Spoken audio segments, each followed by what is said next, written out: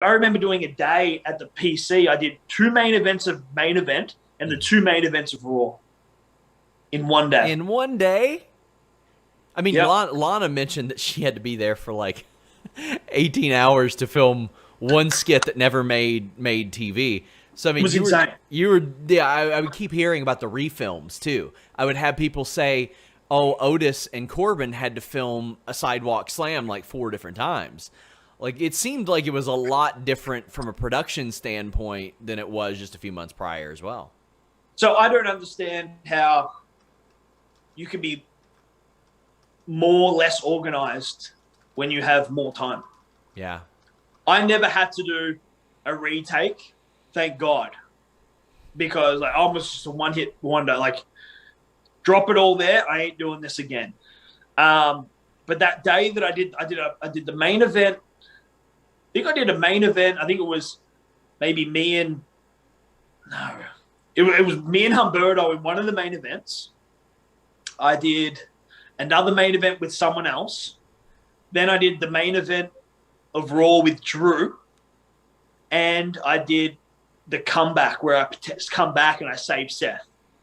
All in one day. And I remember driving home and my body was failing on me. I've never felt so bad in my life. I couldn't turn my steering wheel, like without my chest just cramping. I was destroyed. My body was destroyed because you're going hot, cold, hot, yeah, cold. that's hot, what I was going to say. It's cold. A lot different than wrestling 40 to 60 minutes back to back. You're constantly warming up. That was one of the things some of the people that were in Money in the Bank at the headquarters where they would complain to me about. They would say, well, listen, doing that wouldn't have been so bad, but we were there from early in the morning to late at night, and we're in our gear, and we got to warm up, and then we get cold, and then we got to warm up, and we got to get cold. So it was like that pretty well during a large portion of the pandemic, I would say. Yeah, it sucked. The PC era sucked. Definitely don't miss it. It's when you hit the mat, there's just nothing picking you back up.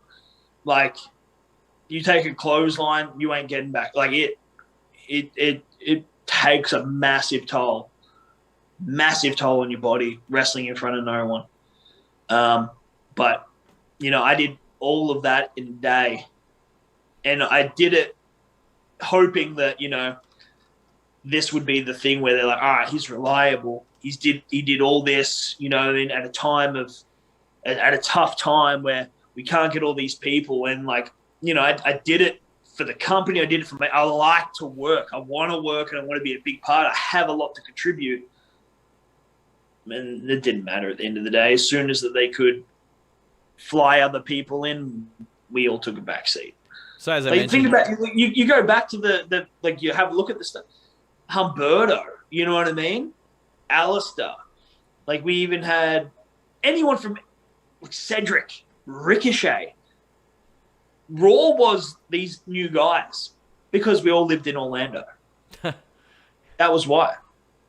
Well, and I mean they leaned so heavily on new people in the opening months of the pandemic, as you mentioned, and it was fresh. It was different. They would still run matches into the ground, but it was fresh names that you hadn't seen before. And so many of them just aren't being used. Several of them aren't even there anymore, like we saw Andrade head to AEW. But as we mentioned, someone posted something awesome. So back in November of 19, when we just got drafted to Raw, it was me, Andrade, and Alistair, and they did this video package, and it was like Raw's Impact players. Oh gosh! Right? And someone actually tweeted me in it, and it had the photo.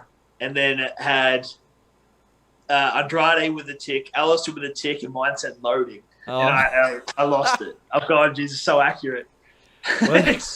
We were 2 years ago, you were basically telling everyone we're the future. And 2 years later, we're future endeavored. Oh, man.